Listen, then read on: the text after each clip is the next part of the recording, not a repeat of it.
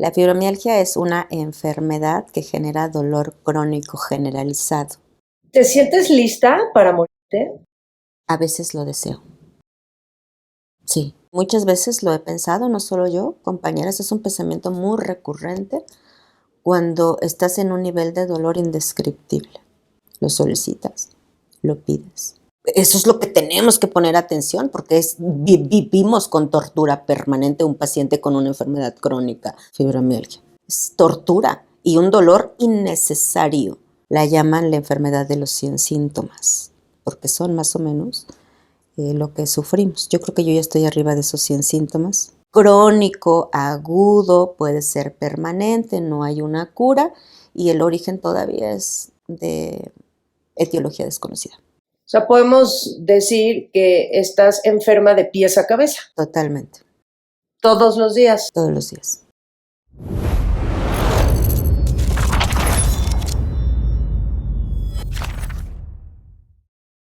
¿Nos regalas tu nombre, edad y a qué te dedicas? Muy bien, mi nombre es Fátima Ibarra, tengo 46 años y trabajo de forma independiente como tanatóloga. Ok, para la gente que no sepa lo que es la tanatología, ¿qué es? La tanatología se define como una rama de la ciencia que estudia la muerte como parte de la vida o viceversa. Hoy le damos este valor al apoyo emocional que sufre una persona cuando tiene una pérdida. Y la pérdida puede ser una gama de colores y puede ser pérdida de la salud, pérdida de la vida como la conoces, la economía. Una pérdida física, como cuando trasciende un paciente, no la manejo como muerte, sino que trasciende. Y nosotros brindamos acompañamiento emocional. A diferencia de una terapia tradicional, pues nosotros acompañamos y brindamos herramientas que los ayuden a sobreponerse. Aceptar, yo difiero, y mira que lo estudié, llegar a la etapa 5, que es la aceptación, yo difiero, nunca vas a aceptar que tu vida cambió, me pasó, negocias. Ahí nos quedamos, negociar, que esto llegó para algo, sacarle lo positivo, esa es la tanatología maravillosa. En mis redes sociales, que son como muy básicas, ahí hablo sobre lo que ofrezco, cursos, talleres, sobre todo esto de pérdidas, cómo procesar y hablar de los duelos, de todo tipo, ¿no? Y que ya después no sabes cómo manejarlo. En redes sociales, en Facebook estoy como Fátima Ibarra y en TikTok, tanatóloga Fátima Ibarra. Y pues bueno, estoy en el centro de Coyoacán, ahí. Oye, Fati, ¿y cuál es el caso más extremo que te ha tocado tratar de un paciente? ¿Que le haya pasado qué? Mm, Y lo tengo bien marcado. ¿Sí? Yo creo hoy, y lo he confirmado, somos energía, sí o sí. Y la muerte solo es un paso a lo que hay aquí. Y eso lo manejaba Elizabeth Kubler-Ross mucho, ¿no? Cuando inició este proceso de estudiar a los pacientes que consideraban moribundos, o ya no es el término, ¿no? Fase terminal. Pero en los hospitales en los cuales ella estaba se daba cuenta que pasaban por 5 fases, las mismas características.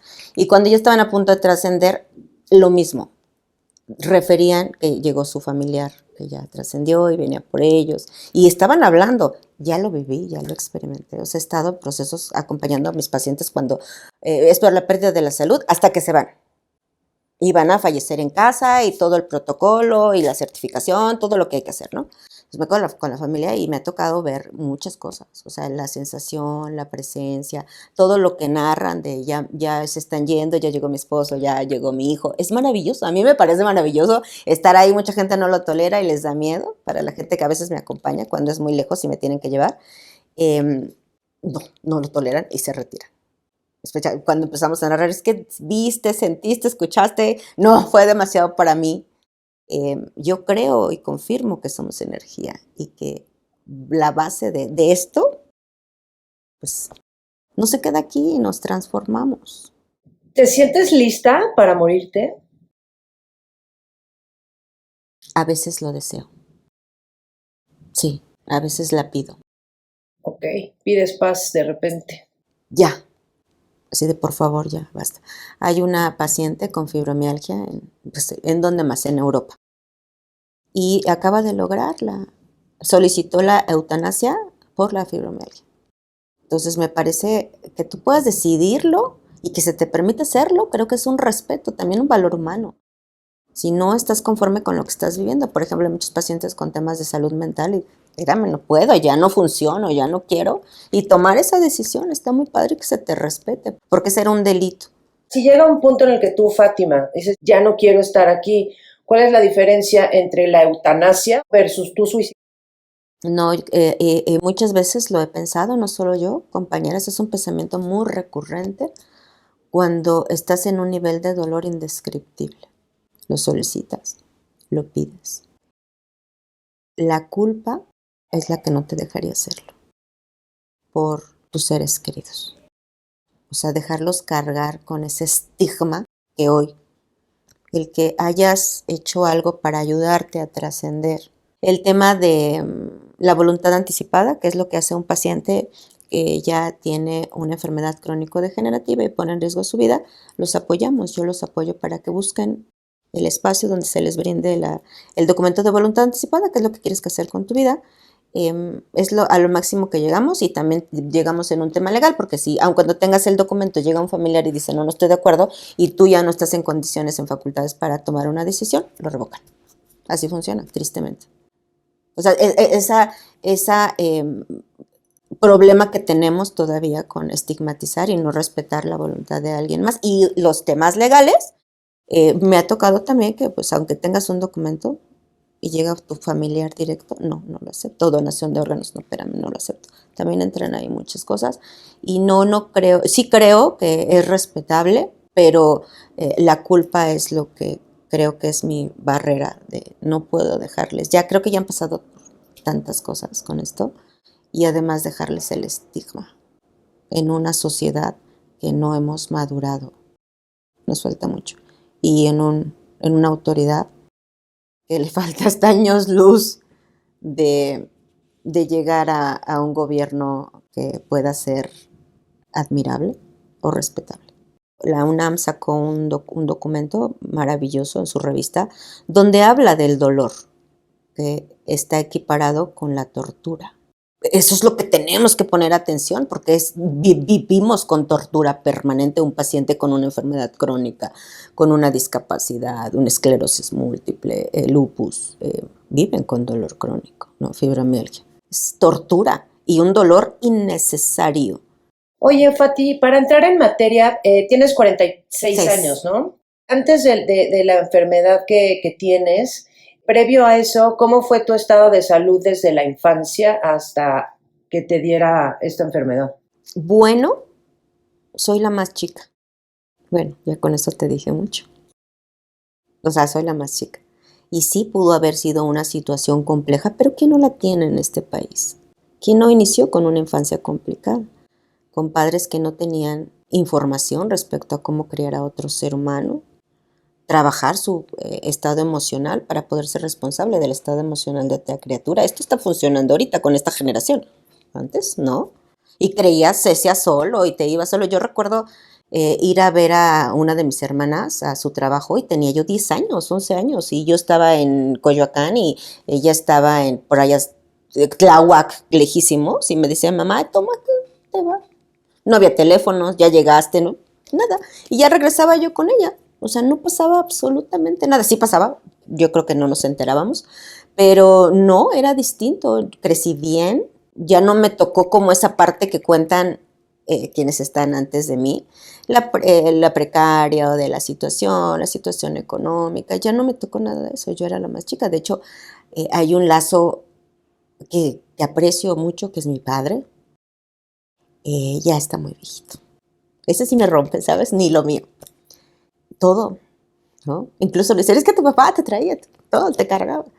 Es como muy buenos recuerdos de mi infancia. O sea, no. Creo que cuando empecé a sufrir esto fue cuando todo se fue. Y aún estando grande, ¿no? Llega y te ve y te ayuda. Y muchas cosas de muy buenos recuerdos con mi padre.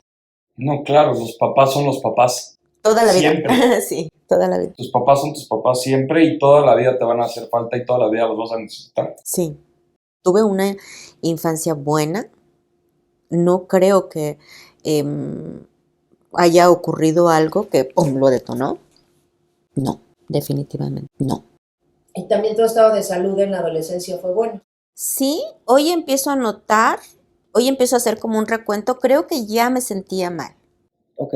Creo que sí, ya me sentía mal, algo me pasaba mucho, que mi presión arterial siempre hacía esto, o sea, como fluctuaba, hipotensión, hipertensión y el cansancio, me cansaba muy rápido, con cualquier cosa me agotaba.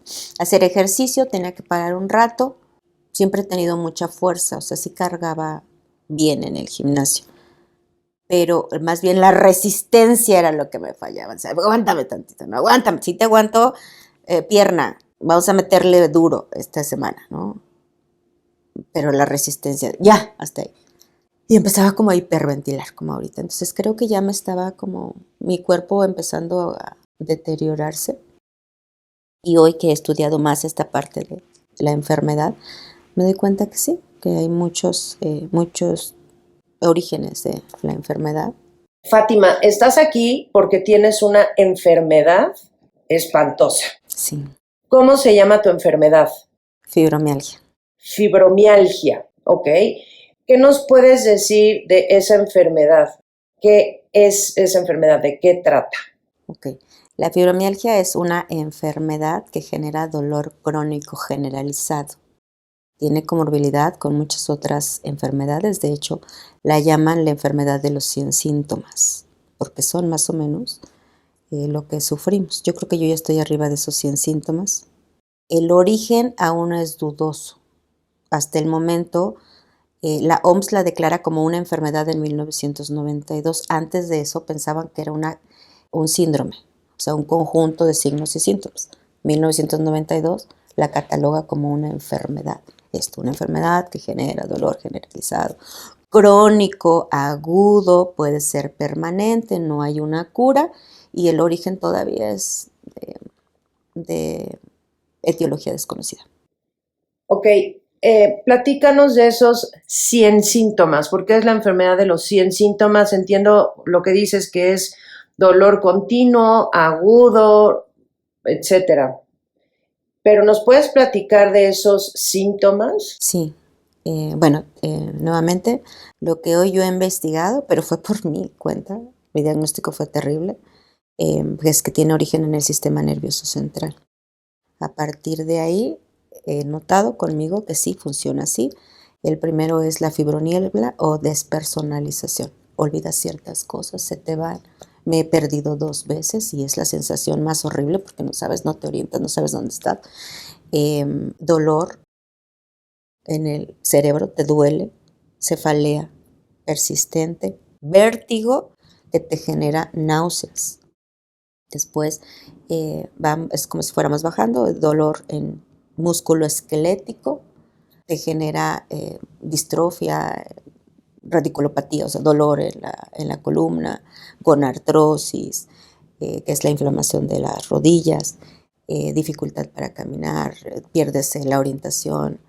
En el sistema gástrico, en el aparato gástrico, perdón, síndrome de colon irritable, ilitis crónica, estreñimiento, diarreas persistentes, dolor abdominal, impactación. Si nos damos un poquito más abajo, pues igual dolor, dificultad para caminar y ya después para mantenerte de pie. Levantarte, incorporarte es muy complicado y va en ciertos niveles, ¿no? Y de eso, o sea, te dije los más básicos, pero vienen muchos, ¿no? Aparte de los que ya mencioné, febrícula, náuseas, dificultad para concentrarte, o sea, todo el tema cognitivo. A mí me pasa mucho eso, que de repente me desconecto y es así como, vamos a resetear el cerebro. Derivado de esto, pues el tema emocional. Se creía que estos tienen un origen emocional por el tema de la depresión y la ansiedad no, más bien esto se genera pues de la pérdida de todo lo que estás teniendo. O sea, es obvio que el organismo va a reaccionar primero con ansiedad, depresión, desesperación por todo lo que estás viviendo. Y pues bueno, por eso es necesaria la atención psiquiátrica, pero los 100 síntomas de esta enfermedad son muy complicados, o sea, vivirlos con el diario. O sea, podemos decir que estás enferma de pies a cabeza. Totalmente. Todos los días. Todos los días. Sin tregua. Todos los días. El insomnio es muy duro porque pues, si tienes temas cognitivos y después antes no duermes correctamente, pues todo esto va exacerbando todo lo que tú vives. Fátima, ¿cuáles fueron tus síntomas tempranos? ¿Cómo empezó la enfermedad? Platícanos desde que empezó el primer síntoma hasta, entre comillas, el último, Claro. el más reciente. No, sí me acuerdo perfecto porque fue 2019, el 16 de septiembre. Yo ya vivía sola y regresé a la casa porque aparte tenía un evento que yo organicé en ese entonces. Y entonces fue pues la noche mexicana, el tequilita, el pozole, muy padre, ¿no? Al siguiente día yo tenía un evento porque era el cumpleaños de una de mis hermanas. Fuimos a su casa, desayunamos, otra vez el pozolito, todo muy rico. Y me quedé de este lado, o sea, en la casa de mis papás, me quedé. Y en la madrugada, era como a las 2 de la mañana, o sea, ya era el domingo, pues, porque ese era sábado, después domingo. Y yo tenía que trabajar el lunes, pensé, pues de aquí me voy, ¿no? ¿Para qué me muevo? Ya estoy muy cansada, mejor nos dormimos. Y desperté como a las 2 de la mañana y yo tenía todo mi cuerpo, me inflé como un globo así, y tenía ronchas así gigantes en todo el cuerpo, una comezón que me mataba, pero por dentro, como si me estuviera quemando por dentro. Me llevan a urgencias y se me cataloga como una reacción por alimentos. Y pues sí, pues todo lo que comiste.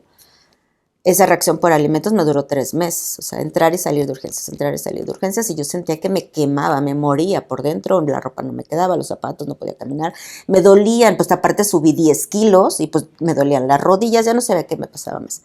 Y entré a urgencias esa última vez, después de 3 meses, y que llegaba a urgencias, me atienden en el IMSS, yo era trabajadora y llegaba a urgencias y lo que me hacían era tratarme para la alergia. Me desintoxicaban para afuera, siempre. Pero no había estudios de laboratorio, no había rayos X, no, nada, o sea, ese era su tratamiento. Reacción, alergia, bye, ¿no? Todo el tiempo, 3 meses.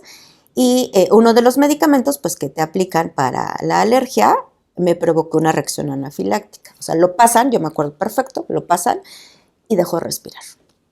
O sea, fue horrible la sensación, pues, sube algo caliente, así, pum, me tapa los oídos. Deje de respirar. Entonces llega mi familia, me llevan con una médico internista que conocían y ella consideraba que era el lupus, o sea, por la inflamación, por el dolor articular, todo. Vamos a empezar con estudios. Ella fue quien empezó con estudios. Yo les avancé todo el trabajo y me mandan con inmunología. Inmuno entra y me dice, no es lupus, te voy a mandar con reumatología porque necesitamos trabajar a la par. Eso me salvó la vida porque, o sea, estando en el IMSS ahí en urgencias no hubiera ocurrido nada. O sea, 3 meses y no ocurrió nada. Pido mi alta voluntaria, nos vamos y empezamos con los estudios. Y en inmunología todos los de anticuerpos antinucleares salieron elevados, los de sangre no tanto y otros en particular. Digo, yo no soy médico, pero bueno, lo que me explicaban que era que mi sistema inmune me estaba atacando como si algo me sucediera. Por eso pensaban que era lupus, ¿no? Que tu sistema te está atacando pensando que algo entró y está luchando contra eso. Entonces me empiezan a tratar inmunología, reumatología y la médico internista. Ya con todo esto, pues ya me voy con mi médico familiar y me dan los pases correspondientes, ¿no? Solicito que me vean nuevamente reuma, pero, híjole, ahí empezó mi calvario con el IMSS. La reumatóloga, cuando llego con ella y después de todos los estudios, me dice de muy mala manera, es que no tengo nada que hacerte. Se llama fibromialgia tu condición. Es más, ese día me acuerdo que llegué y yo no pedí permiso en mi trabajo para ir, o sea, yo me pasé de mi trabajo para consulta. Otra vez pido permiso, me van a mandar a la goma. Y llego y me dice, es que la doctora no te puede atender porque ya se va. No, espérate, yo tengo una cita. No puedo venir otro día. No, pero no te puedo atender, ya se tiene que ir. No, espérate, vengo mal, esto que me vea. O sea, no sé cómo le vas a hacer, pero me tiene que ver. Aparte, siempre he sido como frontal. Me dices no y otra puerta, y si no, otra puerta se abrirá una ventana, pero el no entra en mi vida. Y le toqué la puerta. Y le dije, doctora, me están diciendo que ya se va, pero tengo cita. Sí, es que ya me tengo que ir, nada más así abrir la puerta. Es que ya no tengo nada que decirte, tienes fibromialgia, ya no es conmigo, vete con tu médico familiar. Y me cerró la puerta. Así fue mi diagnóstico. Entonces, ¿qué es fibromialgia, no? ¿qué es de qué me está hablando? Regreso con mi unidad de medicina familiar y me dice, sí, es fibromialgia, pero pues bueno, no tiene una atención, te voy a mandar con el psiquiatra y esa es la atención que brindamos. ¿Cómo va a ser algo que estoy somatizando? O sea, yo no me formé esto. Yo no, ya se dieron cuenta que no es algo alimentario, entonces necesito que me atiendas y que me des una atención. Fue mucho tiempo de batallar para que me dieran los pases de nuevo con otra reumatóloga, ¿no? Que pudiera platicar y explicarme todo esto. Y ahí empecé a investigar qué era la fibromialgia, de dónde surgió, cuáles son los síntomas, todo. Por lo menos para no creerme lo que decían, ¿no? Tanto te lo dicen que llegas a dudarlo. Y si sí es algo emocional, y sí lo estoy provocando, y por algo no me quieren dar la atención. Entonces siempre es esa lucha contigo misma de, sí, tengo que, me lo creo, no me lo creo, o sea, sí. Y entonces me voy directamente a solicitar, ¿no? Necesito ver al reumatólogo, necesito que me pases al área, no me puedo quedar así, tu diagnóstico no me es favorable. Pido segundas opiniones con médicos privados y efectivamente, ¿no? Pues así se estaba dando, pero se desarrolló tan rápido que la misma inmunóloga me decía, bueno, me hizo pruebas inmunológicas y de la noche a la mañana, porque fue 15 de septiembre y el 16 yo estaba ya súper mal y 3 meses yo estaba peor. Y el primer diagnóstico es urticaria crónica y angioedema. Y lo que tenía yo aquí, que ellos decían que era, pero no hicieron laboratorios, que ellos decían que era una intoxicación por alimentos, se llamaban abones, que hoy sé porque es una reacción alérgica, pero crónica. Y el angioedema, pues es una inflamación a nivel celular.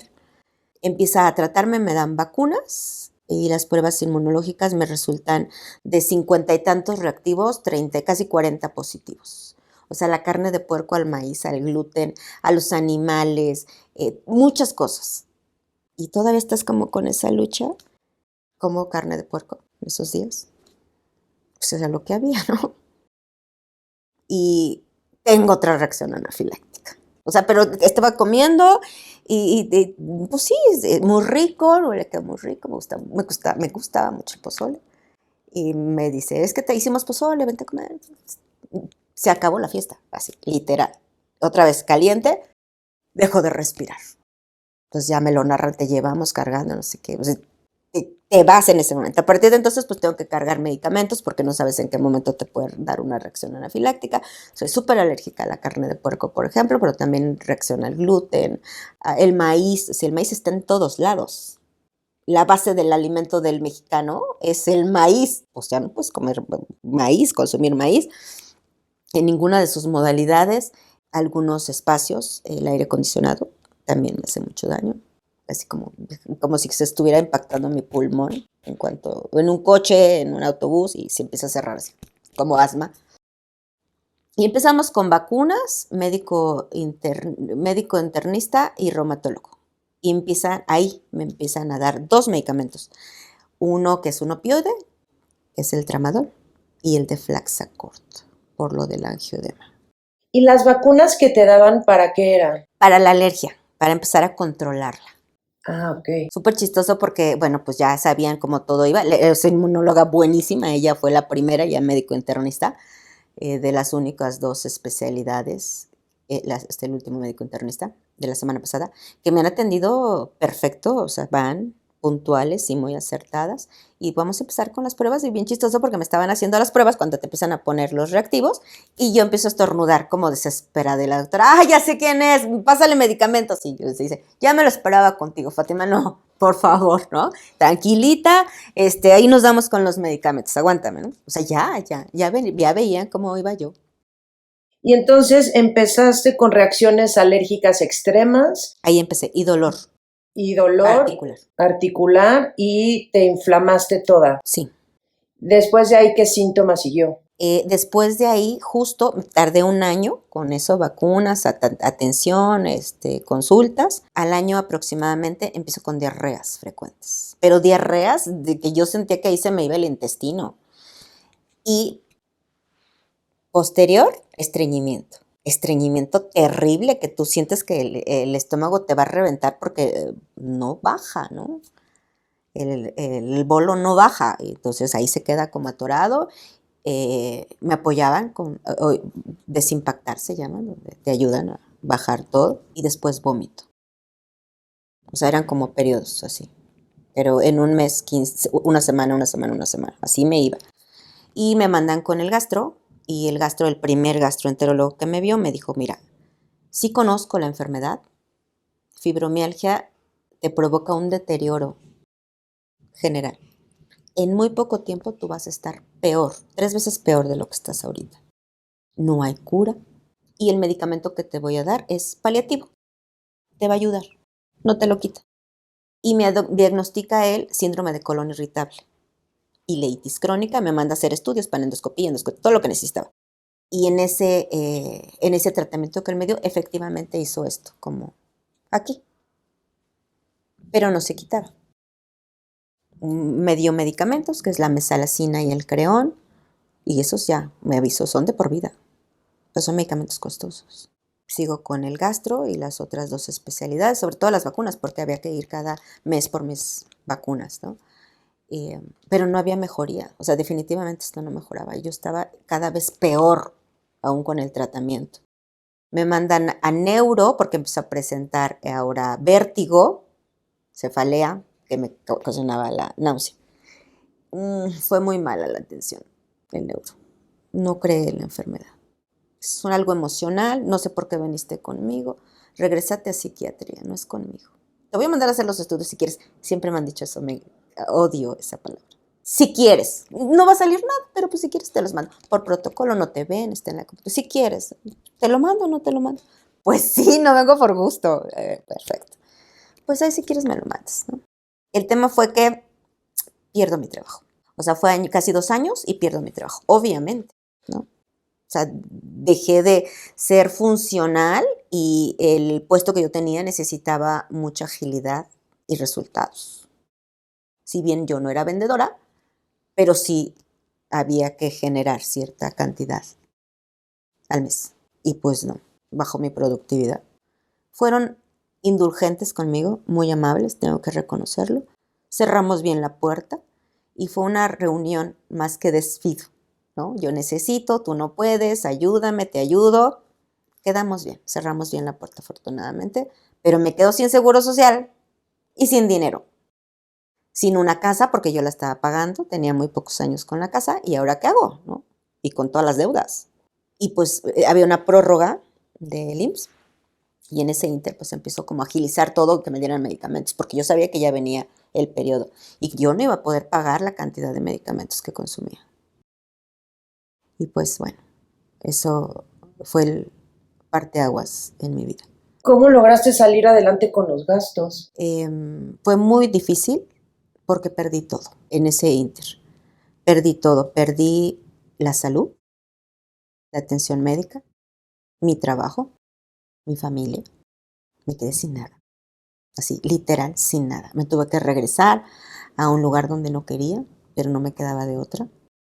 Y pues bueno, por medio de esa ayuda es que yo salí adelante, ¿no?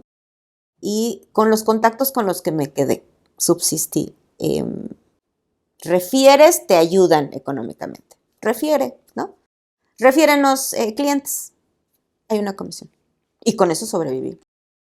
No era suficiente, porque había veces que no podía pagar medicamentos. La mesalazina, sobre todo, es carísima. ¿Qué es eso? Es un medicamento como, yo, es que no soy médico, lo que poco que me explicaron en lo que yo pude comprender es como un modulador del sistema digestivo y te ayuda a reducir la inflamación que tienes en los intestinos. Por ejemplo, ese lo usa pacientes con CUSI y Crohn, que es una inflamación del intestino. Una de mis familiares lo tuvo, por cierto, y ahí lo conocí. Entonces, vamos a reducir esa inflamación. Si bien no es la cura, pero te va a ayudar. Ese medicamento es caro y trae creo que 10 pastillitas la caja. Yo necesitaba 3 por mes. Solo de un medicamento eran 2,000 pesos mensuales. Uno, el tramadol cuesta aproximadamente 400 y yo necesito 5 cajas, otros 2,000 pesos y así. Yo no podía pagar eso. El tramadol es un medicamento muy extremo. Es Para un quienes no opioide. sepan qué es el tramadol, ¿qué es el tramadol? El tramadol es considerado un opioide y que se utiliza para el dolor crónico. A mí me lo dan. No entiendo por qué me lo dieron. Creo que hubiéramos empezado pian pianito con analgésicos y vamos viendo qué tanto toleras. Y me lo avientan, 2019. Y entonces eso hizo, me imagino, que ahora no te funcione nada. No, más bien, nunca me funcionó porque mi nivel de dolor era más alto y se los dije, no me está funcionando. Lo que me ocasionó hoy es igual que el de Flaxacort, más problemas de los que tengo. Porque, por ejemplo, el de Flaxacort lo tomé 4 años y me empecé a sentir muy mal. Ahora tenía reacciones con las que había empezado. Me mandan al endocrino. Si ellos no me retiraban adecuadamente el de Flaxacort, yo iba a tener un daño renal permanente. Y me lo dijo el endocrino. ¿Por qué lo tomaste 4 años? ¿Para qué? No lo sé. Tiene que irse. Por eso tus niveles de cortisol están muy elevados y otro en particular. Pero no eran rangos considerables. Eran rangos que no se veían ahí. Y por eso yo me sentía tan mal, ¿no? Tardaron un rato en quitármelos. Gracias a Dios se fue. Ahorita tengo el tema con el tramador. Ya voy a cumplir 6 años con él. Y ahora lo que tengo con el tramador es que presento síndrome de abstinencia. Lo tomo 3 veces al día. Cuando hoy, por ejemplo, se lo acabo de comentar a mi médico, son 8 horas. A las 6 yo ya tengo taquicardia, empiezo a sudar, me duele todo el cuerpo, me siento mal, el medicamento. Si por alguna razón no me lo llevé, no lo traigo, etcétera, sufro. Entonces, me empieza, el estómago siento como si se contrajera y me empieza a doler, todo te empieza a doler. Y la sudoración y la desesperación, hasta que lo tomo. O sea, ya eres adicta. Totalmente. Y dependiente de ese medicamento. El tema es que ahora no lo quieren quitar, no saben cómo quitarlo. Tenemos que meter otro, pero tienes que tener a alguien que esté como pendiente, porque cuando te sientas así, seguramente vaya a tener que acudir a urgencias, pero no hay quien te dé seguimiento. Y me lo ha dicho todas las especialidades. Sí, lo tenemos que retirar, pero bueno, lo checamos. O chécalo con tu médico familiar. Me comentó una doctora, que no es mi médico, que estaba, porque no estaba mi médico de familiar, y me dijo, a mí me gustaría que ya consideraras retirarlo, hay que trabajarlo, te está haciendo mucho daño, pues realmente no te ayuda para lo que tú tienes, vamos a utilizar otro medicamento, pero necesitas pues alguien que esté al frente. Yo no te lo mandé, yo no te lo puedo quitar, y me manda una nota de calidad de urgente para que vea al especialista y me remite nuevamente a una valoración de medicina interna que me dieron la cita hace 8 días. ¿No? Otro tema con el IMSS son los periodos tan largos de las citas para todo. Aunque sea urgente, en urgencias es, pues te estabilizo y por fuera lo tratamos de ver. Las consultas pues han ido. Me imagino que, o sea, si el tramadol no te hace, ya lo que tendría que seguir es fentanilo, morfina. Sí, estuve en ese inter de 2019, cuando pierdo mi trabajo, en el 2020 y 21. Esos 2 años la enfermedad me encamó. Yo ya no me podía mover. Necesitaba asistencia para bañarme, para mis necesidades más básicas. Y me atienden en el área de cuidados de oncología, en cuidados paliativos, y empiezo tratamiento con morfina. Pues estaba yo más drogada y empiezo a tener otros síntomas, ¿no? Otros diagnósticos que surgieron ahí. Dejé la morfina y prefería como aguantarme el dolor y regresar como a la atención habitual que tenemos, ¿no? Con la conciencia de que tengo que ser responsable de mí misma y porque definitivamente no quise involucrar a nadie más en este proceso, ¿no? Tienen que seguir con su vida. Sucede lo que suceda. Sigan con sus cosas, sigan con su vida, no pasa nada. Entraba y salía de urgencias y me iba sola. No me gustaba ver a mis familiares en la sala de espera. Y les pedía, te vas. No, te vas, no te quedas aquí. Sigues con tu vida. Y bueno, pues esto es parte del proceso de perder la enfermedad. Tú no te quiero aquí porque eso me estresa más, me da más dolor que verme aquí adentro, ¿no? 2021, cuando ya me quedaban como 2 meses para que me retiraran el seguro social, yo empiezo a presentar como un año antes sangrados uterinos, ese es otro diagnóstico, abundantes. Pero yo tenía anemia, mal, todo. y no te operan, ¿no? A menos que sea una urgencia y que llegues y te estabilizo para afuera y te programo por fuera. Así funciona el IMSS también, ese es otro tema. Y me dicen, bueno, si es una emergencia, te vienes a urgencias y te pasamos. No te preocupes. Y si no, y si aguantas, pues es por fuera. Me envían a la de ginecobstetricia, que me corresponde, y un día empiezo a presentar, fue diciembre, un dolor en un ovario, pero un dolor que no conocía, y el sangrado. Entonces, yo con mi ginecóloga personal, que es privado, le llamo, muy buena, por cierto, y le llamo y la subsecretaria, nunca hay espacio, nunca hay espacio, le digo, pues es que es una urgencia, dile que voy para allá. Sí, Fati, ahorita te vemos, que pase. Y entro, me dice la doctora, no, espérate. O sea, hay líquido regado fuera del ovario, esto es quirúrgico y esto es ahorita, Fati. Puedes hacerlo, si quieres lo hacemos aquí. No, pues ni pensarlo en un privado, si ya no tenía chamba, no, ni pensarlo. Entonces le dije, bueno, deme el pase y con esto me voy a gineco. Esta es una urgencia. Pero ya le llevamos todo, se deriva paciente por presentar ultrasonidos, ya traes estudios de laboratorio, llegó a urgencias y todavía, ¿no? Con su lentitud, vamos a ver, son buenos médicos, creo que de todas las unidades del IMSS la más protegida, más limpia, más cuidada, otro personal, más específico, más estricto y todo. Se hace un nuevo estudio, ultrasonido, y efectivamente, ¿no? Ya el ovario estaba completamente roto y ya líquido fuera de la cavidad. Entonces, pues sí, efectivamente era quirófano urgente. Y me realizan una histerectomía. O sea, perdí mi útero. Así que ya, se acabó. Y con todo el dolor que tenía, el tratamiento, pues sales de quirófano y el tratamiento, pues son antibióticos, analgésicos. A mí no me hacía nada de eso. Yo estaba en un llanto terrible. Y me empiezan a tratar con morfina, otra vez. O sea, pues es que regreso, morfina. Y está drogada. Pero bien, ¿no? Drogada no sentía, pues estaba dormida. Pero cuando salgo, me envían a casita, yo salí de alta el 24 de diciembre, el dolor de cabeza terrible. Pues por la abstinencia de tantos días sin la morfina, yo sentí que me volvía loca. Y salí con anemia, porque en la nota médica dice que perdí cierta cantidad de sangre en el quirófano, que nunca me dijeron, y era considerar pasarme paquetes globulares, o sea, una transfusión, y no me la hicieron. Entonces yo salí con mal. Regreso para valoración con mi gineco y entonces ahí es donde se empieza a leer todo. Oye, ¿te pasaron? ¿No te dieron? ¿No te dieron? Pues por eso te sientes así.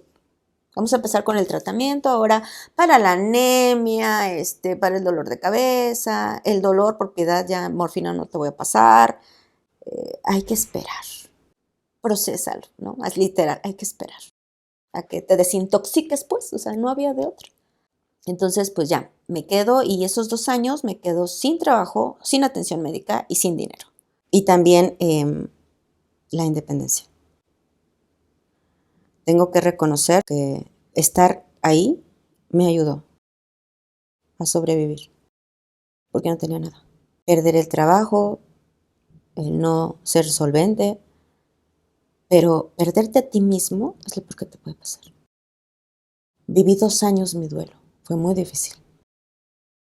Pero al mismo tiempo estaba estudiando, ¿no? Me salía, iba a la escuela, regresaba. Ahí es donde encuentro esta parte de la tanatología y estudio la especialidad y me sigo. Pero se me fue juntando todo y empecé a vivir mi duelo. O sea, el darme cuenta que efectivamente sí puede ocurrir que te quedes en calzones, ya no hay nada, ¿eh? Y aparte de todo, estaba en una situación personal complicada. Y depender de otras personas es lo peor que te puede pasar porque tienes que agachar la cabeza, ¿no? Aunque no estés de acuerdo. Y mi principal tema siempre ha sido eso, soy frontal. Bueno. Y fue 2 años estuve ahí, 2 años en cama. Estuvieron muy cerca de mis papás, como siempre lo han estado, ¿no? De apoyarme. Llegaba, mi mamá me bañaba, me ayudaban con comida, con la casa, etc. Y mis contactos fue lo que me ayudó en comisiones pequeñas, pero frecuentes, para subsistir, pero no para otra cosa, no para vivir. No podía pagar una renta, no podía nada. no podía comprar mis medicamentos, o sea, dependía de que otra persona. Me ayudaba mucho, mi familia llegaba, me acuerdo, mis papás y me llevaban los más caros, ¿no? Como la mesalazina, el creón. Amigos que ya tenían otros contactos, que voluntariados, y también me llevaban los medicamentos. Ese fue el darte cuenta de cuántos amigos crees que tienes y que en realidad son contactos o gente que conoces en el camino y los verdaderos amigos, ¿no? La verdadera familia, la que se queda ahí hasta el último momento. Ahí fue donde es un duelo de todo. O sea, la pérdida de la identidad, de la vida como la conoces, la pérdida de la salud. O sea, ya no había para dónde, ¿no? ¿Qué más pérdidas quieres que vea? Y fueron 2 años, levantarme. Llegar a la parte de la negociación, o sea, vivir mi propio duelo, pues, ¿no? Comprender que esto llegó para quedarse, no se va a ir. Esto llegó porque tienes que hacer algunos cambios y tienes que levantarte porque no hay nadie más. ¿Y a qué conclusión llegaste después de esos 2 años de duelo? Que esto llegó para quedarse, que no hay otra, no hay marcha atrás y que tenía que salir adelante por mí. Por mí. Y me levanté.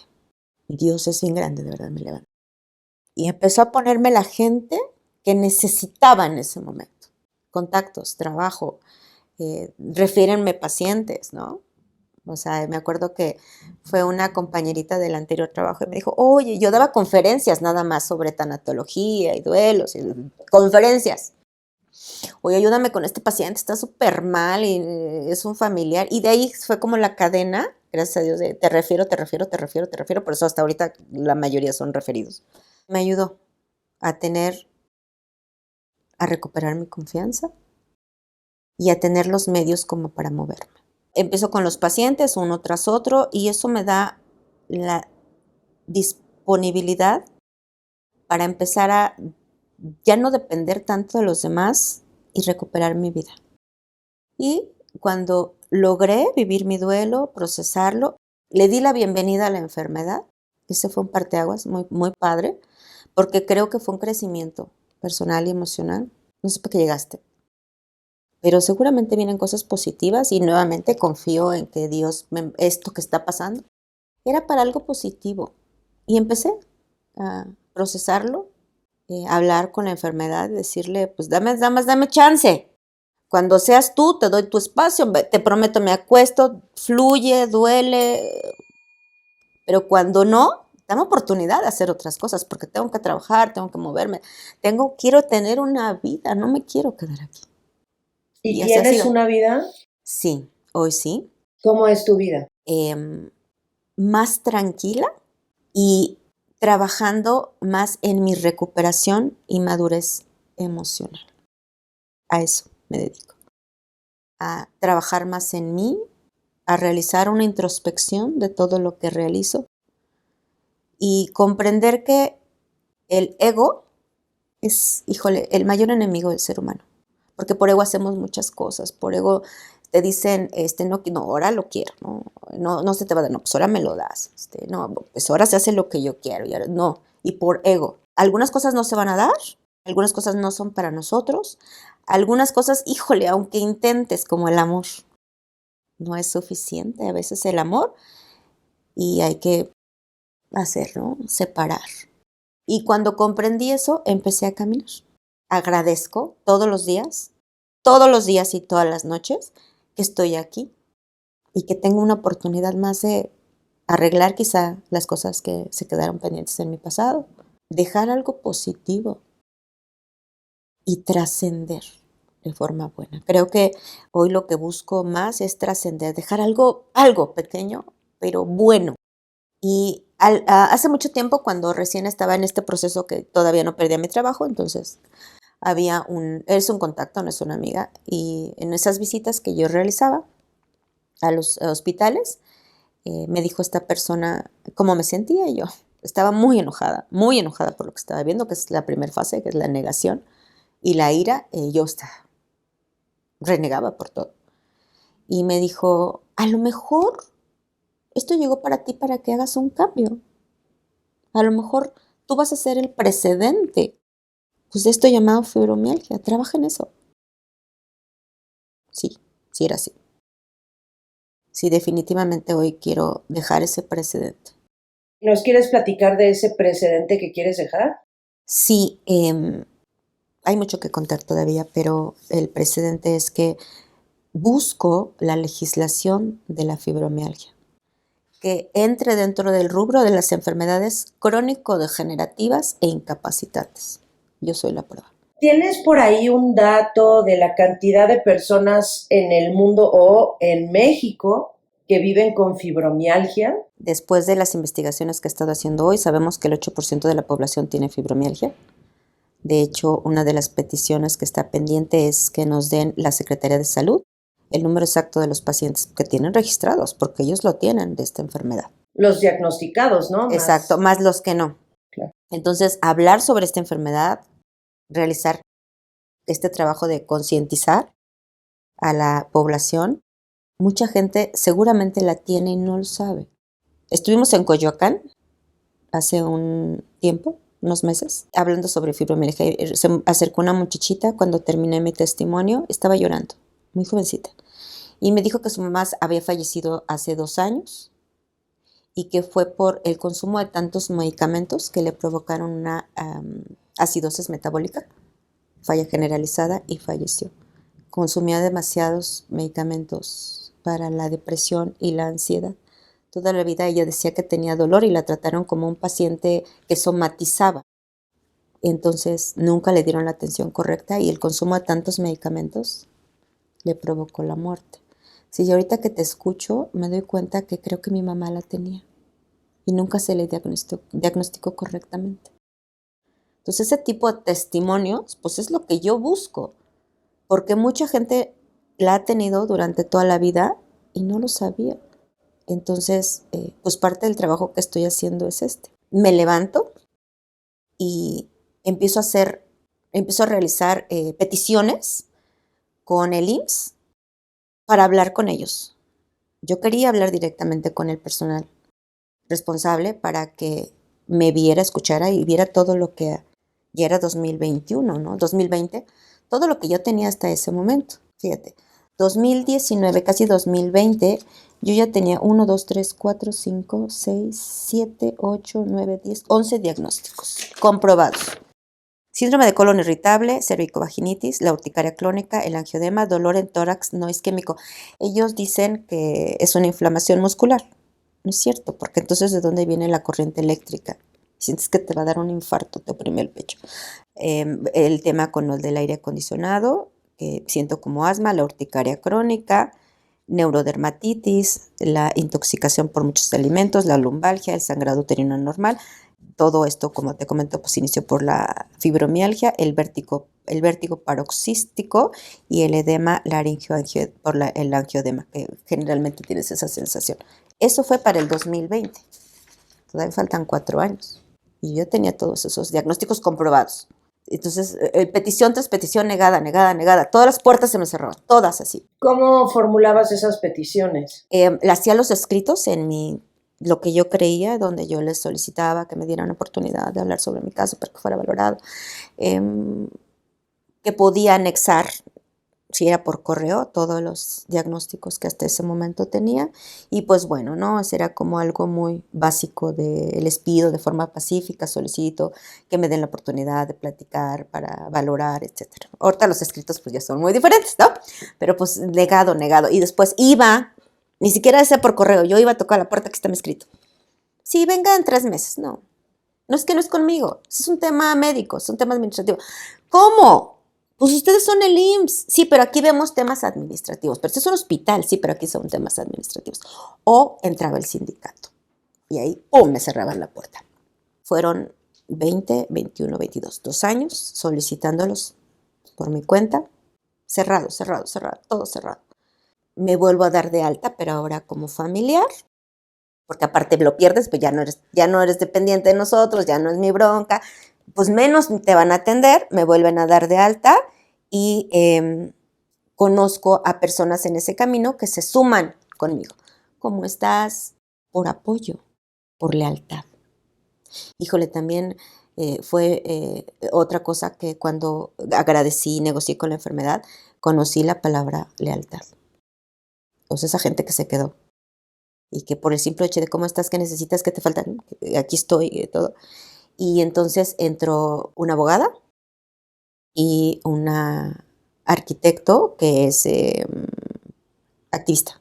Me la presentan porque me invitan a un grupo, se llama Parlamento de Profesionistas, y me invitan, ¿no? Vamos a verla, conócela, es muy buena, no sé qué. Y se hizo una amistad muy padre y se quedó. O sea, de verdad, ella es el apoyo incondicional y bueno, la abogada que no tengo nada que decir, ¿no? Son seres humanos maravillosos.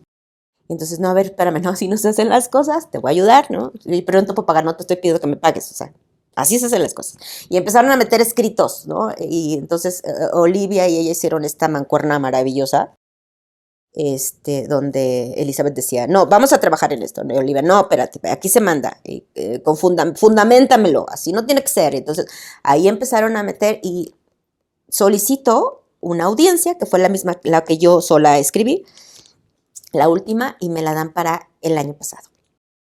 Llego y no llega, por supuesto, los directivos no llegaron, mandaron a otra persona y la respuesta fue, no, no es conmigo, esto tiene que ser de la Secretaría de Salud, nosotros no cambiamos las leyes, esto es de parte de la Cámara de Diputados y la Secretaría de Salud, ellos bajan, como con lo del COVID, así funciona igual.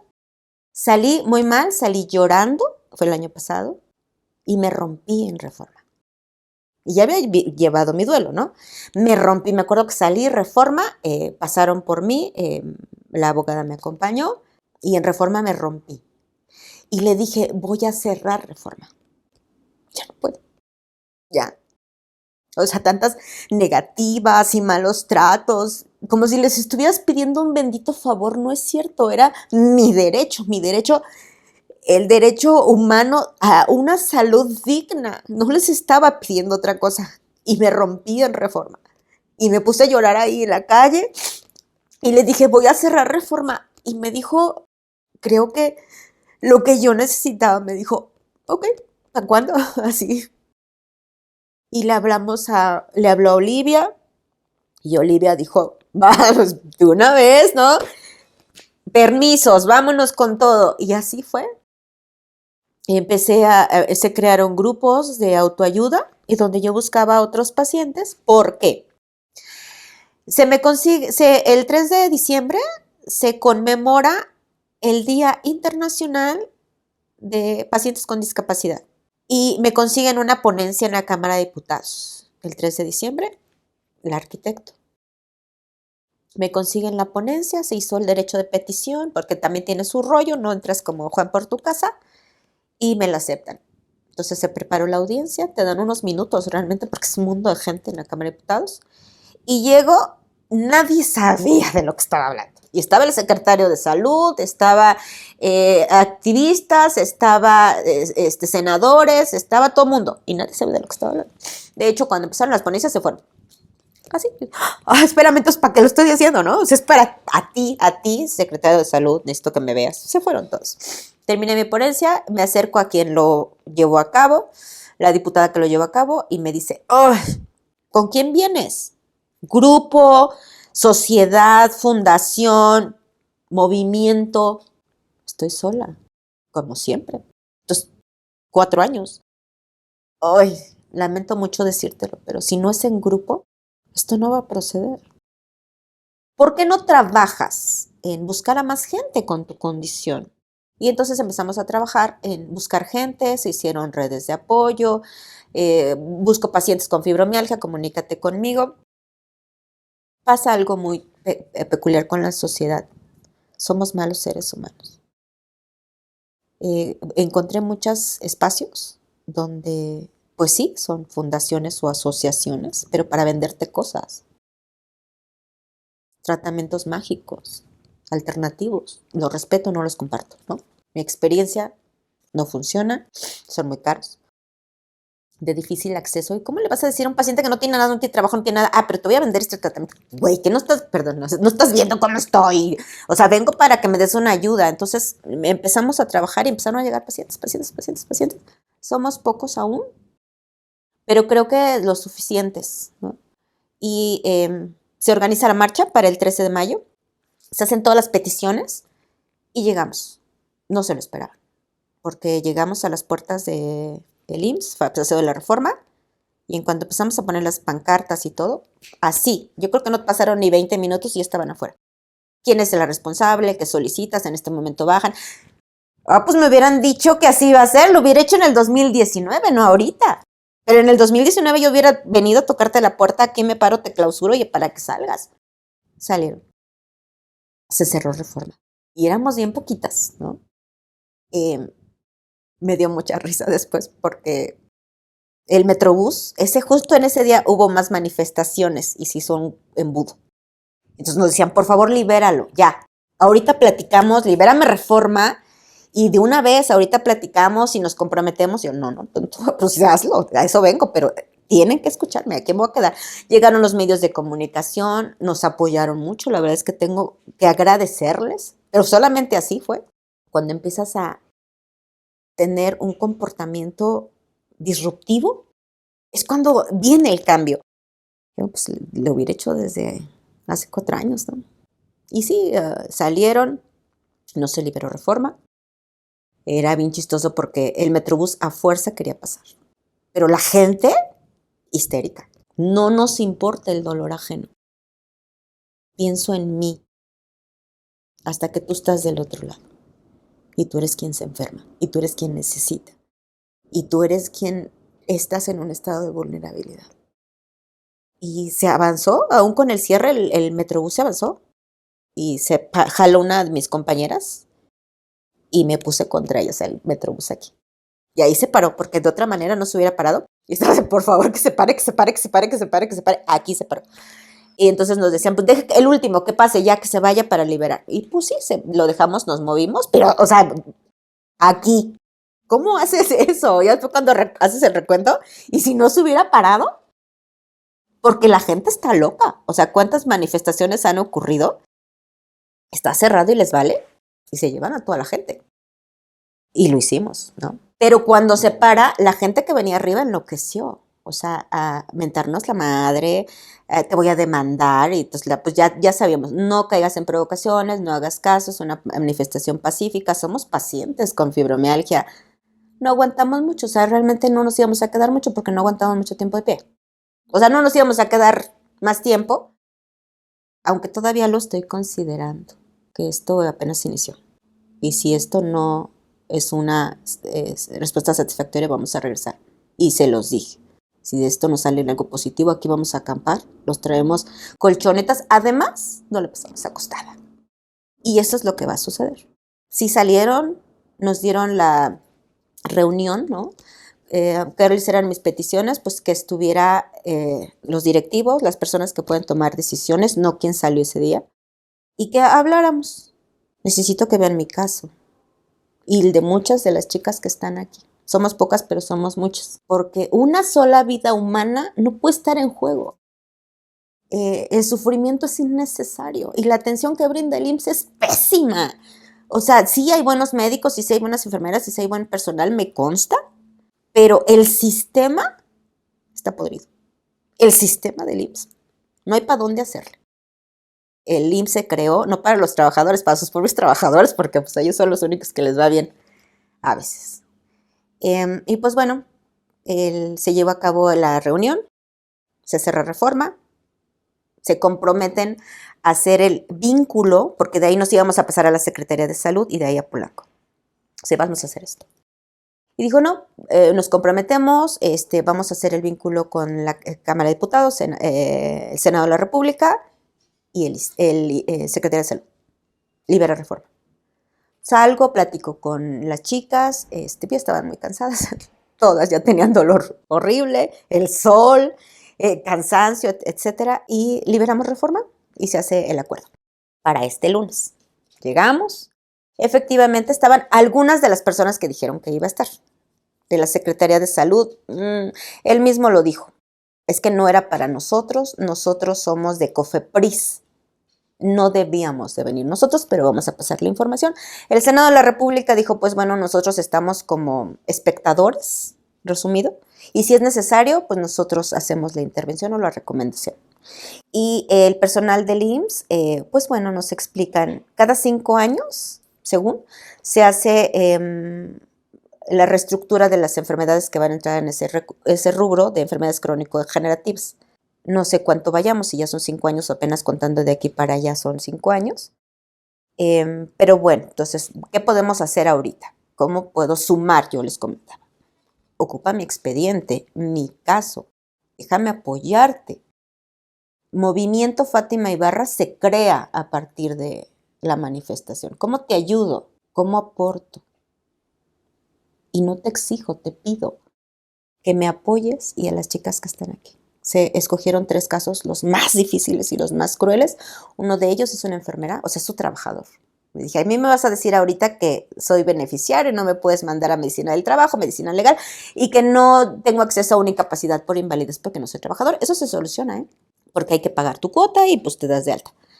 ¿Y cómo me justificas que ella es tu trabajador y la tratas pésimo? Ya se le cerraron la plataforma para no darle incapacidades, ya no la escuchan, ella tiene un tema de columna y ya no debería de estar laborando. Aparte, como enfermera, corre un riesgo el área donde se encuentra porque se va a meter en un tema legal si sucede algo por la condición en la cual se encuentra. Y aparte tiembla todo el tiempo. ¿Y si realizas un procedimiento mal? Por mala praxis. O sea, sí tienes un tema legal, ¿no? ¿Cómo me justificas lo de ella? Quiero que la escuchen. Y otra niña, me la diagnosticaron, no le han querido dar el medicamento. Ellos me lo hicieron 2 años. Cada año tienes que regresar con tu médico para que se revalore si continúas con el tratamiento, el medicamento se te retira o se modifica. Y me quitaban en ese inter todos los medicamentos, yo los compraba. Y un día dije, ya no los puedo comprar. Y me sugieren irnos a la CNDH. Y la CNDH dice, no, espérame, eso no puede ser. Se hace el escrito, se mete a oficialía de partes y se hace la recomendación.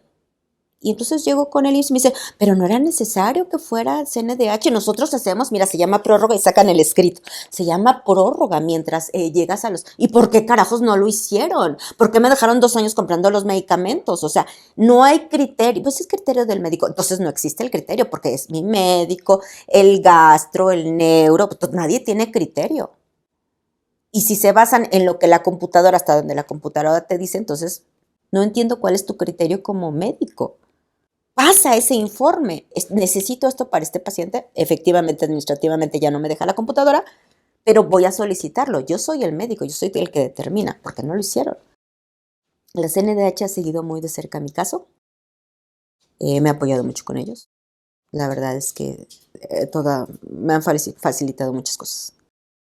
Y pues bueno, después de la reunión del lunes, algo que les comentaba que del 2019 me surgieron más diagnósticos. Yo fui a la consulta hace 15 días y surgió el último. Después salió gonartrosis y la lumbalgia, disinergia de piso pélvico, anismo, o sea, ya no controlo esfínteres.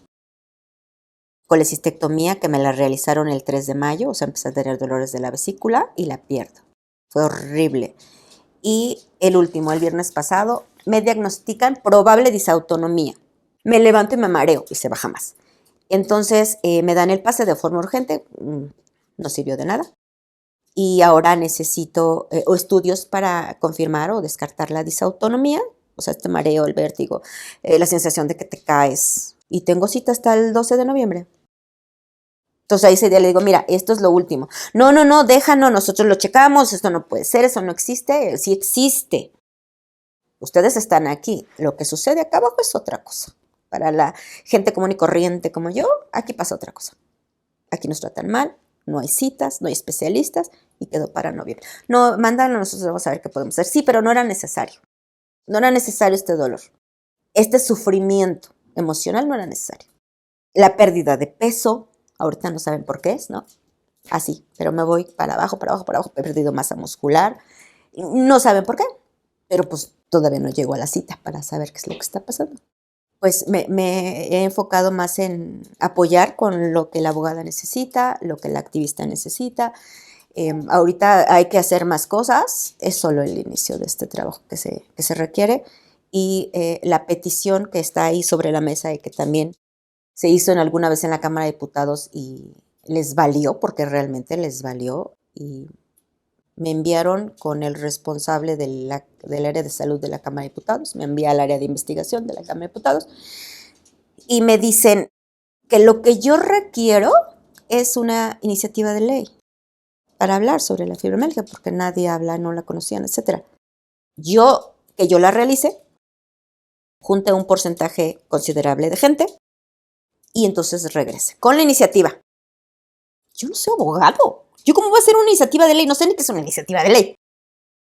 Cuando se lo comentó a la abogada, ella sí sabe lo que es una iniciativa de ley. Y ella también tiene sus trabas. A ver, espérame, pues yo soy abogado en materia específica y lo que tú necesitas, pues no te apures, vamos a buscar un compañero. Es que hacen un trío muy padre, entonces vamos a ver, vamos a checar, no te preocupes. Pero sí me preocupa. O sea, son recursos, no te cobran honorarios, pero pues gastas en pasaje, gastas en comida, muchas cosas. Qué trabajo que no debería de estar haciendo yo. Y se lo dijimos el lunes. O sea, a la del Senado de la República. Yo no tengo por qué, bueno, yo no, ella no tiene por qué verlo. Yo soy abogada. Yo tendría que verlo. Pero es tu chamba. Por eso estás ahí. Tú legislas, tú propones. No el ciudadano. El ciudadano no debería de trabajar en esto. Pero eso es lo que solicitan. Entonces, pues sí, vamos a tener que seguir trabajando. Pero tenemos otro inconveniente, que pues ya se van. Es un cambio de poderes. Ya se van. Entonces, lo que no queremos es que se quede ahí y empezar de nuevo, sino que se continúe. Se les solicitó que se continúe, que se quede como precedente, que nos apoyen y pues en eso estamos. Entonces, la misma petición es, necesitamos concientizar sobre lo que está pasando sobre la fibromialgia. Hay varios niveles, algunos se quedan en uno. Empiezas con el dolor generalizado, con medicamentos específicos. La pregabalina puede subsistir, puedes estar bien. Se quedan en remisión, o sea que ahí está, no pasa nada, no avanza. Ahí está, no se cura. Nivel 2, empiezas a presentar comorbilidad con otras enfermedades. Nivel 3 ya es la comorbilidad completa. A veces te incapacita, pero te recuperas. Yo estoy en la fase 3. Y la fase 4, que he tenido pacientes en la República, por ejemplo, ya no se levantan, ya no se mueven. Y dependen para todo de alguien más. Después de haber sido mujeres tan productivas, ya no se pueden mover. ¿Y todos llegan a la fase 4? No. El avance pues depende del organismo, como todos los organismos funcionamos de forma distinta. El umbral del dolor también todos lo tenemos diferente. Para mí y para la gran mayoría el umbral del dolor pues ya no existe, es inexistente y por eso tenemos tanto dolor. Entrar y salir de urgencias, por ejemplo, te pasan medicamentos por vías periféricas y duele horrible. Yo no lo tolero, ya llego y entonces hablo con ellos, oye, una disculpa, pero seguramente te voy a tratar mal porque tengo mucho dolor. Voy a llorar o voy a gritar para un procedimiento que está el de al lado, ay, pero no duele tanto. Yo no lo tolero. Que me estén pasando medicamentos y que te duela y estar sentada en la misma posición todo el tiempo. Aparte vas a urgencias y ¿dónde te atienden? En una silla y te puedes quedar 4 días ahí, que me pasó con lo de la vesícula. Pues te quedas, vamos a esperar, a ver cómo evolucionas, a que venga el cirujano, nunca llega el cirujano. No tolero quedarme en una sola posición, me voy a quedar en urgencias, en una vil silla, ahí para que te estén pasando medicamentos, porque esas son las áreas de urgencias del IMSS. Y quien diga lo contrario, pues es que nunca ha ido al IMSS. Espero que pues no avance, pero pues en 6 años me ha dado con todo. Consumo más o menos 20 medicamentos al día. Así que volviendo a lo del tema de donación de órganos, no creo que a algunos les funcione cuando ya entregue el equipo. Y soy dependiente de esos medicamentos. O sea, si no los tomo me siento muy mal. Aparte mi organismo lo resiente, como por ejemplo la mesalazina. Ese sí no lo puedo dejar. Comes cualquier cosa y sientes como se empieza a inflamar y duele horrible el estómago. Y sí, es bueno, ¿no? Para lo que es, hace su función, pero nada más. En mí no hace otra cosa, pero los necesito. Y siempre es un riesgo quedarte sin atención médica. O sea, el pensar, ¿y si ya no lo tengo? ¿Qué va a pasar conmigo? Eso es lo que les comento. ¿Qué va a pasar con nosotros? Muchos no tienen atención médica. Cuando entró este gobierno, desapareció, era un apoyo de salud, gratuidad.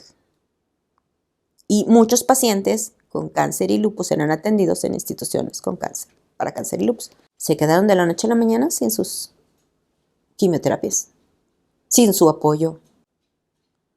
Y no van a pagar una quimio o una radio 2 veces por semana, que ¿cuánto cuesta cada una? 15,000 pesos, bajito. 2 por semana, 4, 8 al mes. Imposible, se quedaron sin atención. ¿Qué va a pasar conmigo si me quedo sin esa atención? Y afuera, Salubridad dice, pero vamos a tener el apoyo, medicamentos, como no sé, como farmacias universales o pues si aquí afuera no hay, menos te va a alcanzar a ti para darle. No, porque tu prioridad no es la salud. La prioridad de este gobierno no es la salud. Y ese es uno de los principales derechos humanos que están siendo violentados. Entonces, pero pues la gente tiene miedo a veces. Las propias chicas del grupo lo que refieren es que me da miedo. Mi familia dice que no porque me van a tratar peor. Mi familia dice que no porque tienen miedo. Mi familia dice que no. Pues sí, pero tú lo estás viviendo, ¿no? Se respeta, pero con miedo no vamos a llegar a ningún lado. Y los cambios se han formado a partir de ser una persona disruptiva y que quiere el cambio.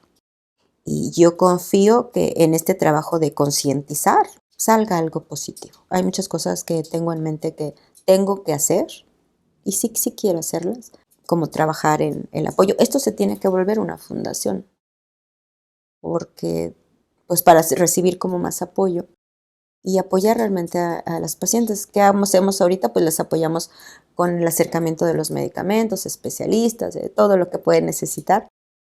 Y si lo hacemos siendo tan poquitas, pues seguramente haremos más cambio si logramos formar este grupo y que se considere la enfermedad para su legislación y que entre dentro del rubro de estas enfermedades. ¿Y qué va a pasar el bendito día que esa legislación pase? ¿Cuál es el paso que sigue?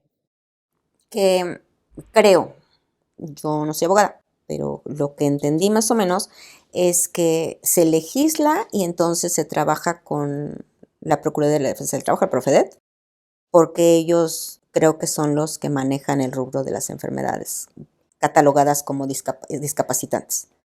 El tema con la Profedet, y se los dije también ese día, es que ya los conozco. Cuando yo pierdo mi trabajo en 2020, yo acudo con ellos, ¿no? Necesito que me apoyen, necesito acceder a la discapacidad, de verdad no puedo trabajar, no puedo levantar, me llevaban y me traían. Y entonces me dicen que voy a pasar a medicina legal, los que catalogan si tu enfermedad es discapacitante. Nunca me llamaron, hicimos todo el trámite, me pusieron un mundo de documentos, y para nada porque nunca me volvieron a hablar. Y el año pasado, hace 2 años, me llega un documento donde dice, o sea, 3 años después, ya tenemos su dictamen, más o menos. El médico tal, con cédula profesional tal, Ciudad de México, dice que usted está en condiciones para laborar en perfecto estado de salud y no sucede nada. Entonces me regresó pero inmediatamente me llevaron a las oficinas y le dije, yo nunca vi a esta doctora, yo no la conozco, esto es una mentira y a mí esto me perjudica. Y aparte esto es falso. Y está poniendo su cédula profesional. Entonces, a ver cómo le vamos a hacer. Se emite la queja en el órgano interno de control, o de control interno, algo así se llama. Yo no lo hice, lo hizo la abogada. Y ahí está detenido. Nos llega el documento donde dice, sí, se va a iniciar.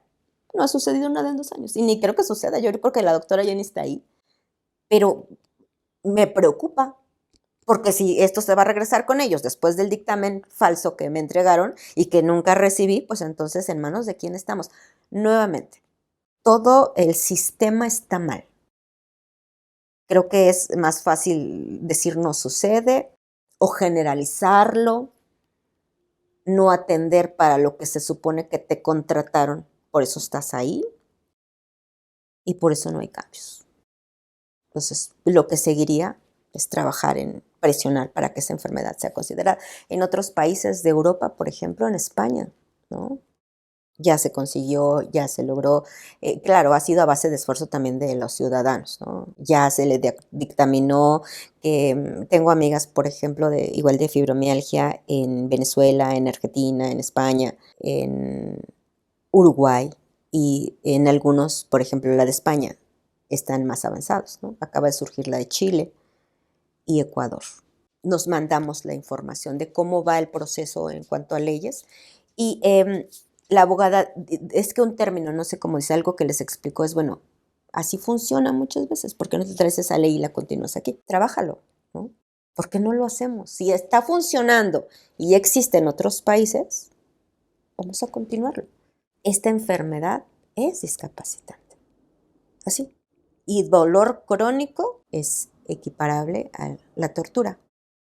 Entonces, ¿qué tantos derechos se están vulnerando? Son 6 años. Y algo que les comenté también en la reunión, yo ya no aguanto. O sea, yo ya no puedo. O sea, hay días en los que de verdad ya no quiero. Hoy, pues solo me tengo a mí. Creo que de alguna forma hay menos carga emocional. Pero hay días en que ya no quiero. Hoy creo que lo que me levanta es lo que estoy haciendo con esta iniciativa de ley. Porque ya no quiero. Y dentro de lo que platicamos también es considerar, ¿por qué no? La parte de el derecho a elegir sobre tu propia vida. Porque vivir con dolor crónico es horrible. Y no puedes ni hacer planes, por ejemplo, para hoy, ¿no? Para la entrevista, y tuve un insomnio y en la mañana amanezco con vértigo, dificultad para bañarme, te levantas y te mareas, aunado a lo de la presión arterial muy baja. No puedes ni hacer planes, porque no sabes cómo vas a estar al otro día. Menos pensar en una vida, la palabra normal no me gusta, pero pues de forma habitual. Ya no puedes pensar en eso. Y pues bueno, confío en trabajar en la concientización. No ha sido fácil porque nos ignoran mucho. Nadie quiere saber de duelos y de daño y de llanto. No, no, no. Todo el mundo quiere estar pensando en otras cosas, ¿no? Ha sido difícil, pero bueno. Pues confío que de aquí salga algo muy positivo y voy a seguir trabajando en la parte de la concientización sobre esta enfermedad. Darle validez de entrada a lo que yo estoy viviendo, porque yo sé lo que yo estoy pasando. Quitarme esas, no los escucho, antes me afectaba, hoy ya no. Pero no se te ve que estás enferma. No me puedes decir que estás enferma, vienes caminando, te ves bien. O sea, ese estigma también, el criticar, una persona no puede ser catalogada o juzgada por cómo se ve. No sabes el dolor que trae aquí dentro, la lucha. Y puede ser emocional, mental, física, puede ser de diferentes cosas o de diferentes formas y tú no sabes lo que está viviendo adentro, ¿no? Esa lucha interna. No puedes juzgarlos. Y también los ser empáticos, ¿no? Como lo de reforma. Empiezo a hacer el recuento y ha sido siempre el estar como apoyando a otras personas en voluntariados, en marchas, que afortunadamente, gracias a Dios, no tengo ese tipo de problemas, pero pues ayudar, ¿no? Por ejemplo, la marcha del 8 de marzo, el día de 3 de noviembre, que es pues las mujeres que han sido violentadas por sus parejas y les han quitado la vida, pues también está su marcha del 3 de noviembre. Y estar ahí solo por el hecho de apoyar, solo por el hecho de ver de qué manera ayudas con tantos testimonios de sus historias desgarradoras. Y que el tema es que les apachurraron el corazón y se lo arrebataron y lo escupieron cuando les quitaron a lo que más amaban. Entonces, pues voy a seguir. Entonces, hay que ser conscientes que puedes estar de este lado, pero de repente vas a estar del otro lado. Que no puedes ir por la vida invalidando lo que está sufriendo la otra persona. Que no puedes juzgar. Y también comprendo que a veces no queremos involucrarnos, porque involucrarnos significa estar ahí y no quieres estar. Bueno, pues entonces si no estás, muévete y no intervengas, ¿no? Así de simple. Yo te respeto, tú respétame, pues deja que esté haciendo lo que esté haciendo. No ha sido fácil, realmente es un camino muy difícil. Y dentro de las charlas que hago con este grupo es, no escuches, valida primero tú lo que estás viviendo, porque si no nadie lo va a validar. Vamos a trabajar en que lo proceses, vivas tu duelo y de ahí partamos. Y pues bueno, estamos en ese proceso de trabajo. ¿Alguna vez has pensado en por qué yo, por qué a mí? No, esa pregunta no me la hice. No, nunca me pasó por la cabeza. O sea, viví mi duelo de dolor, de verme sola, de verme triste, de verme sin recursos, no poder pagar ni siquiera donde vivo. pero no me pasó por la mente porque yo. En medio de tu búsqueda de sanar emocionalmente y de procesar el duelo de tu enfermedad y de todo lo que has perdido a raíz de la enfermedad, ¿has llegado a la conclusión de yo nací para tal cosa? Hoy lo estoy viendo, sí. Hoy empiezo a procesar eso. Ese pensamiento me ha llegado muy recurrente. No importa si no lo veo yo, pero a lo mejor, sí, como me lo dijo aquella persona que conocí hace muchos años, a lo mejor tienes que ser el precedente de lo que estás viviendo. Y espero que sí, porque no quiero moverme hasta que no efectivamente se lleve a cabo. Porque si los dejas en sus manos y ya todo puesto, pues a lo mejor lo dejan ahí. 1992, la OMS la declara como enfermedad. ¿Qué ha sucedido desde 1992? Nada, nada. Ningún cambio, ninguna modificación, ahí se quedó. Y tan es así que muchos médicos no la conocen. Y sí los culpo porque pues deberías de actualizarte todo el tiempo. Todas las especialidades se actualizan, pero derecho y medicina son las que tienen que estar. Una ley hoy y cambia mañana.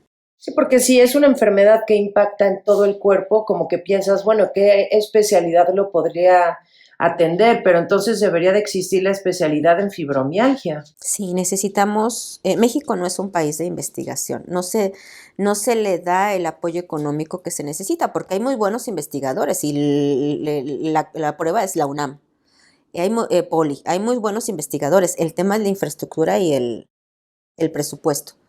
Necesitamos espacios de investigación. Un área especializada de fibromialgia. Ese día me dijo el IMSS que sí la tenemos, sí la contamos, pues, entonces, ¿por qué no la conozco? Dime por qué no me han pasado de aquel lado. Bueno, lo desconocemos, pero sí existe el área. Pues no la conozco. Dime qué ha hecho desde 1992 para acá, porque tú cuántos años tienes aquí. Necesitamos que específicamente se trabaje en esto. Hoy sabemos que tiene un origen en el sistema nervioso central, que el tálamo es uno de los responsables en enviar como esas señales. Te mandan a neuro y neuro me dijo que no existe. Me cerró la puerta a neuro y he ido 3 veces solicitando porque pues, sigo mal, fue el vértigo y así, ahorita la presión, voy a regresar con él, con el mismo. La presión arterial baja y la cefalea, voy a regresar con él. Para ellos no existe. Y aparte son como muy vivos, neuro. Ay, es que no, yo lo sé todo, o sea, todos. Bueno, conocí un neurocirujano que es muy amable. Pero los que me han tocado son terribles, como el gastro. Algo que denuncié también ahí fue el gastroenterólogo, me trató muy mal. Mal.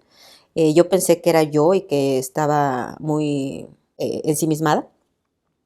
Y le pedí a familiares que me acompañaran. Dije, es que no, o sea, más falta que me patee. De verdad, que me escupa y que me saque la puerta. Porque depende. Y sí, enfrente de quien fuera. Ya le dije, esto no existe, no sé por qué la mandan conmigo, no entiendo. Yo tengo otros pacientes, yo no veo fibromialgia, yo soy gastroenterología, ¿qué tiene que ver una cosa con la otra? Esto es mental y tiene que... Mal. Pues si quieres se la doy, ¿no? Y lo que hizo fue pasarme a centro médico. Se lo agradezco, porque fue el trato distinto, la comprendieron, hay que seguirte haciendo estudios, vas a estar en tratamiento permanente, el síndrome de colon irritable, híjole, es muy complicado, las diarreas permanentes, pues la no absorción de nutrientes, todo se va derivando en otra condición. Fue lo mejor que me pasaran al centro médico, pero tampoco era el trato que yo merecía. Tuvo que escucharlo otras personas para corroborar lo que yo estaba diciendo. Pero pues bueno, en el IMSS no sucede nada, metes la denuncia, sale el sindicato, los protege y ahí queda todo. Quizás los cambian de unidad y ya, no sucedió nada en el Seguro Social. Y pues bueno, en esa lucha externa estoy. Si alguien de libro abierto que esté viendo esta entrevista tiene fibromialgia, ¿de qué forma pueden aportar a tu lucha? 1, puede ser que tengas dolor crónico por cierto tiempo y lo desconozcas. Hay como dolor específico y hay unos puntos en los cuales el reumatólogo se guía, ¿no? Dice que son 18 puntos de dolor focalizado. Entonces de ahí parten. Y a lo mejor lo has tenido siempre y no sabías o lo estás presentando. ¿Cómo inicia? Lo que he visto que todas iniciamos con el dolor crónico, pero yo inicié con las alergias. Otra persona simplemente se levantó y empezó como que no se podía mover y no entendía. Los estudios de laboratorio de gabinete salen negativos, pero tú sigues con dolor. Si ya te lo diagnosticaron, ahora vamos, el paso que sigue, porque lo desconoces, o a lo mejor te han dicho que no. Ya, hasta aquí llegaste, es emocional y toda la vida vas a estar con medicamentos con el psiquiatra. No, espérame. El paso que sigue es medicina interna, reumatología y así nos vamos, para ir descartando efectivamente, pero que te atiendan. Prevenir. Híjole, el IMSS habla mucho de prevenims, ¿no? Es cierto, no es cierto. Algo que les comenté también es como lo del COVID. Este es un tema de salud pública. Y si ahorita no quieres atender y voltear a vernos, más tarde un paciente con nefropatía es lo que vas a atender. Y vas a pagar las diálisis porque nuestro riñón ya no funciona por el consumo de tantos medicamentos. Entonces, no estás previniendo. O sea, tu logo de Prevenims no funciona. Y es más, no es cierto. Si fuera cierto, yo estaría ya en la unidad de fibromialgia. No lo conoces. Tienen que acercarse con nosotros. Se les pide la última nota médica. ¿Y cuál es lo que necesita en este momento, lo más urgente?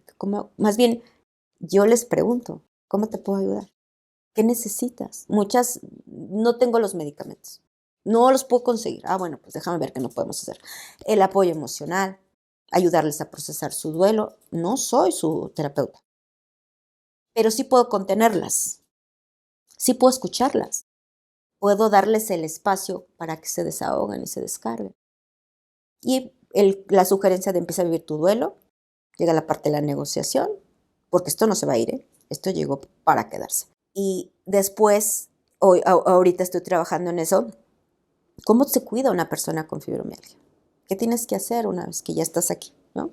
Alejarte de cosas que exacerben lo que vives. Alejarte de cosas que si de por sí ya estás viviendo mucho dolor, también te lo provoquen.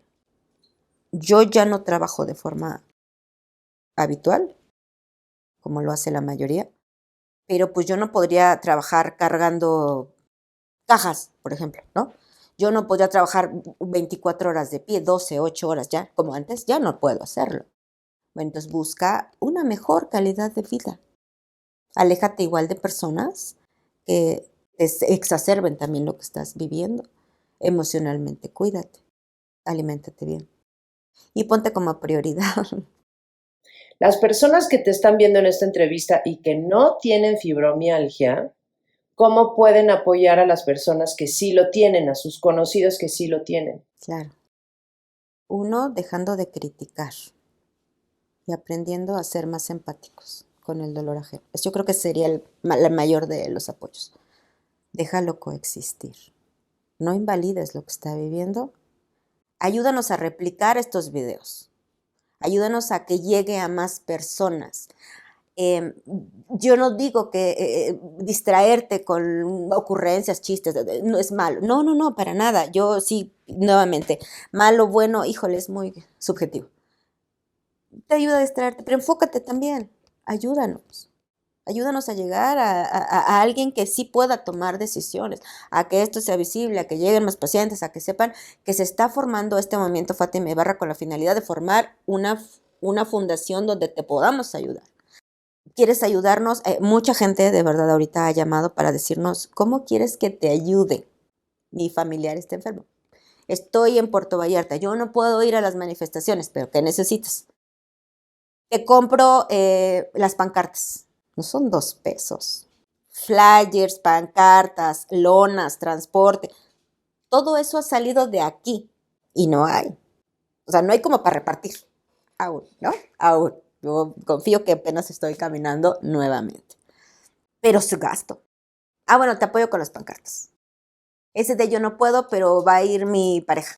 Y está el esposo ahí, ayudándonos a cargar, ayudándonos y todo. La pronunciación no es la única. Tenemos que seguir trabajando porque es la única forma que voltean a verte.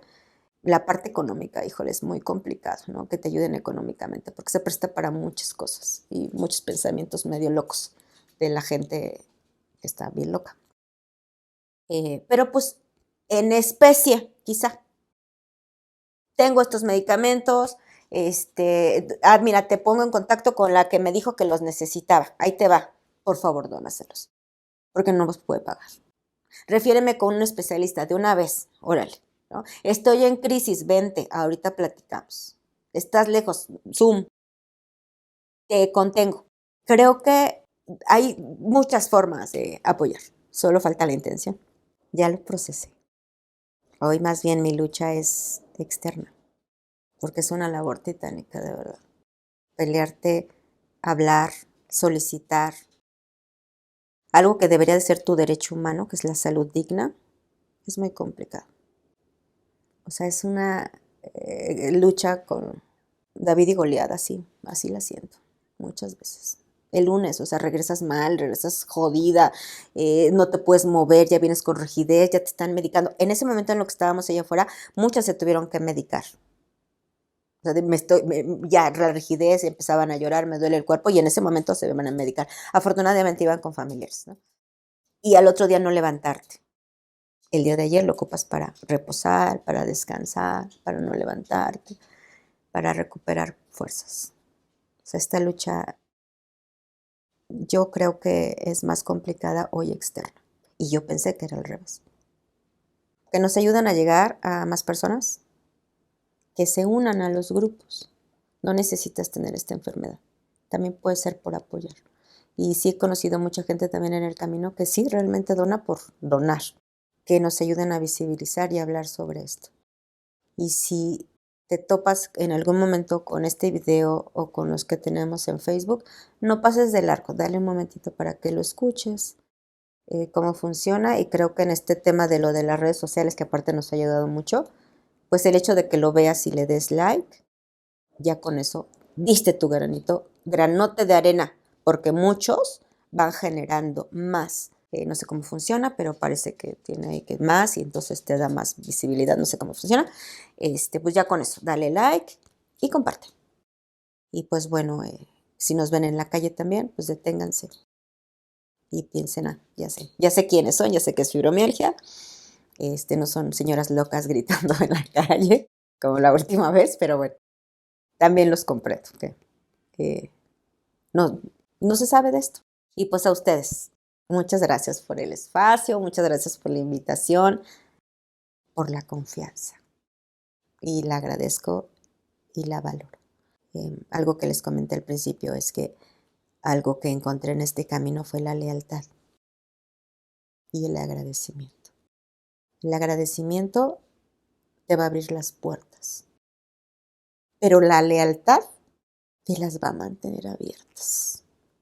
Entonces, pues bueno, quiero no cerrarla y decirles gracias. Gracias con el corazón.